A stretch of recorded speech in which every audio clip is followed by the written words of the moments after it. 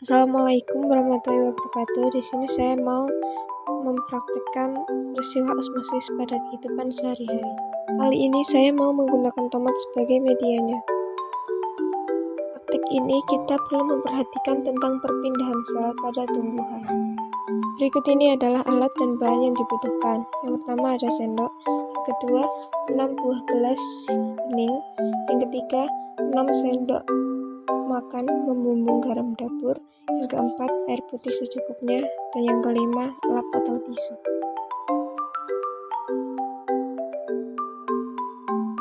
Berikut adalah langkah kerjanya. Kalian bisa pause agar lebih jelas lagi.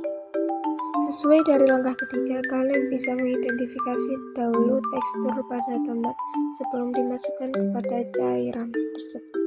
Di sini saya sudah menyiapkan 3 gelas larutan hipertonik dan 3 gelas larutan isotonik.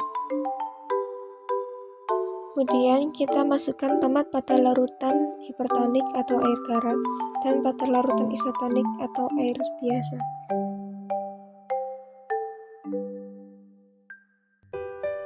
Kemudian kita diamkan tomat selama 15 menit.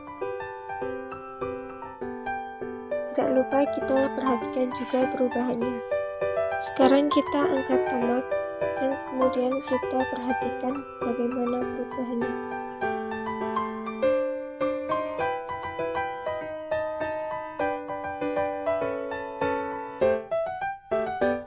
Kemudian kita mengelap tomat yang sudah kita angkat.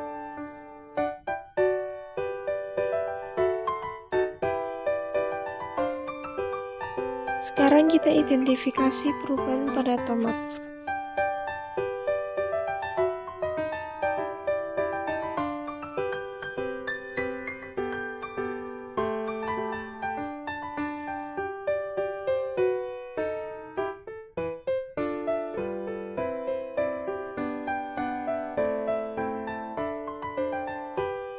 Inilah kondisi tomat yang setelah kita masukkan ke dalam larutan air garam.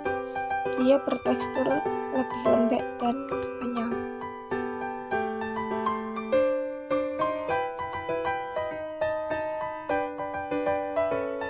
Sedangkan tomat yang tadi kita masukkan ke dalam larutan isotonik atau air biasa, dia tidak mengalami perubahan apapun.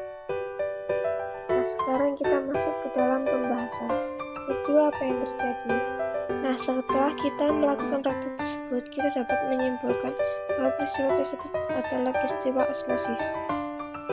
Osmosis merupakan peristiwa perpindahan molekul pelarut atau air dari daerah bagian konsentrasi encer ke daerah konsentrasi pekat melalui membran semi permeabel hingga mencapai kondisi seimbang.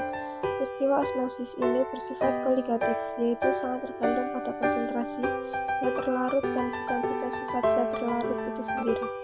Perpindahan osmosis ini terjadi ketika molekul pelarut berpindah dari larutan hipotonik ke larutan hipertonik. Oke, berikut ini adalah tabel yang bisa kalian perhatikan dan bisa kalian pahami agar lebih mudah. Oke, sekarang yang terakhir yaitu kesimpulan. Nah, saya sekarang mau menjelaskan tentang perubahan 6 tomat yang telah dimasukkan ke dalam larutan yang berbeda. Nah, tomat yang didiamkan pada larutan isotonik atau air biasa tidak mengalami perubahan apapun, sedangkan tomat yang didiamkan pada larutan hipertonik atau air garam mengalami perubahan tekstur yang menjadi lebih lembek dan kenyal. Nah, peristiwa ini terjadi dikarenakan peristiwa plasmolisis hipertonik yang diakibatkan kondisi larutan di luar sel pada tomat lebih tinggi. Maka untuk menyesuaikan kondisi agar seimbang, tomat melakukan plasmolisis. Oke, sekian dari saya tentang praktek osmosis pada kehidupan sehari-hari. Semoga yang menonton video ini lebih memahami lagi. Terima kasih. Wassalamualaikum warahmatullahi wabarakatuh.